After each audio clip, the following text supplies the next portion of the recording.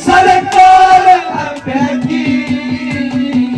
हरियाणा में भोरी से उतार इनेलो की गाड़ी पटरी पर लौट रही है। ये भीड़ आप देखिए तस्वीरों में। दरअसल अभय सिंह चौटाला हरियाणा में जहां भी जा रहे हैं लोग आ रहे हैं उन्हें सुनने के लिए भी, उनको देखने के लिए भी। और अक्सर मैं कहा करता हूं कि किसी भी सभा का, किसी भी जनसभा का जो इंडेक्स होता है वो जोश होता है। जोश बताता है कि इस नेता को किस तरह से लोग चाहते हैं, इस पार्टी को कैसे चाहते हैं। दरअसल ये किरमारा गांव है। किरमारा गांव वैसे उकलाना विधानसभा क्षेत्र का गांव है, रिजर्व आप कह सकते हैं इस सीट को। लेकिन ये किरमारा गांव में, एक छोटे से गांव में, ये भीड़ बताती है कि आईएनएलडी का जलवा कैसे है, अभय सिंह चौटाला को कैसे पसंद करते हैं, किस तरह से देखते हैं। उनके इंतजार में दरअसल लोग पिछले 3 घंटे से थे। करीब करीब 5:30 का वक्त हो गया। 2:30-3 बजे का वक्त यहाँ पर दिया गया था। अभय सिंह 2.5-3 घंटे लेट पहुँचे हैं और बावजूद इसके लोग यहाँ पर डटे हुए थे। गर्मजोशी के साथ स्वागत किया गया और जब उनका प्रवेश गांव में होता है तो बाइक के काफिले के साथ, गाड़ियों के काफिले के साथ उनको गांव में, ये गांव की परस है, गांव की चौपाल है, यहाँ पर लाया जाता है। कुल मिला के चुनाव में अभी 4 साल का वक्त है, लेकिन आईएनएलडी का ग्राफ, आईएनएलडी के नेता अभय सिंह चौटाला को चाहने वालों की एक लिस्ट लंबी हो रही है, यानी कि फेहरिस्त जो है वो लंबी होती जा रही है। और इसीलिए हम शुरू में कह रहे थे कि भी आईएनएलडी पटरी पर लौट रही है। जो पिछले विधानसभा चुनाव से पहले की स्थिति थी और विधानसभा चुनाव के बाद की जो स्थिति है, इसमें दिन रात का फर्क है, बड़ा फर्क इसको आप कह सकते हैं। क्योंकि आज देखिए इलेक्शन नहीं है, बावजूद उसके अभय सिंह चौटाला को कैसे चाह रहे हैं लोग, कैसे दिखा रहे हैं, अपनापन दिखा रहे हैं। आपको सीधे सुनाते भी हैं कि अभय सिंह चौटाला किस तरह से लोगों से रूबरू हो रहे हैं।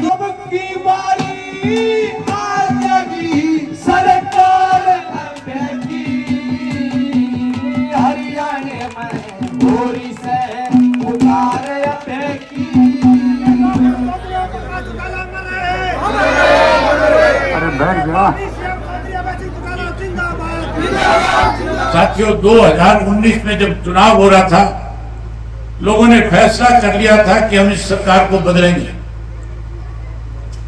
सरकार लोगों ने बदल दी थी। 40 एमएलए भाजपा के जीत करके आए थे, 50 विपक्ष के थे। जो विपक्ष में जीत करके आए थे वो भाजपा के खिलाफ वोट मांग करके आए थे। 49 की जिम्मेवारी बनती थी कि भाजपा को सत्ता से पार करे, 50 अपना संगठन बना करके सरकार बनाए। लेकिन सरकार बनाने के बजाय भारतीय जनता पार्टी को सत्ता में लाने के लिए कुछ ऐसे स्वार्थी जीते थे, जिसमें आपके उकलाना हल्का से भी एक जीत करके गया था। याद होगा तुम लोगों ने एक धाड़क को जिता करके भेजा था, यहाँ से जिताया था कि नहीं जिताया था? और तुमने तो ये सोच के जिताया था कि चौधरी देवीलाल की नीतियों को आगे बढ़ाएगा। तुमने ये सोच करके जेजेपी के पक्ष में वोट डाला था कि भाजपा को सत्ता से पार करेंगे, जमुना से पार करेंगे। उसी पार्टी के लोगों ने अपने स्वार्थ की पूर्ति के लिए भारतीय जनता पार्टी को अपना समर्थन देकर के सरकार में शामिल हो गए। मैं लोगों के बीच में जाता था, खुल करके कहता था कि आप जिन लोग कांग्रेस के लोगों पे विश्वास और भरोसा कर रहे हो, आज जिन्हें कहीं ना कहीं आप सरकार सौंपने का मन बना रहे हो, ये लोग भारतीय जनता पार्टी के हाथों में खेल रहे हैं। ये कहीं ना कहीं समय आने पे फिर भारतीय जनता पार्टी को सत्ता में लाने का काम करेंगे।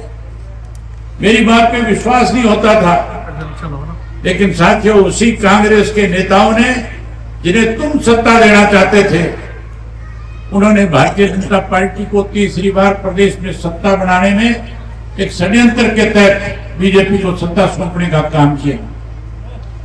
आज पूरे प्रदेश में जब मैं संगठन को नए सिरे से बढ़ाने के लिए, खड़ा करने के लिए लोगों से मिल रहा था, तो लोग खुल के कह रहे थे कि हमने भूपेंद्र सिंह हुड्डा और उसके बेटे पे विश्वास किया था।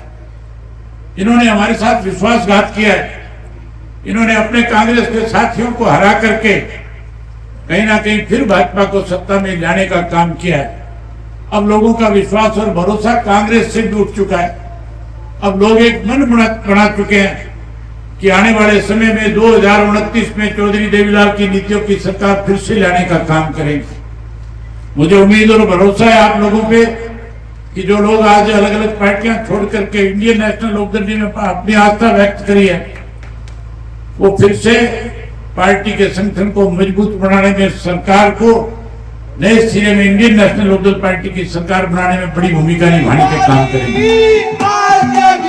सरकार अबकी हरियाणा में भोरी से उतार अबकी, अब की बारी आ जाएगी सरकार अबकी हरियाणा में भोरी से उतार अबकी, अब की बारी आ जाएगी सरकार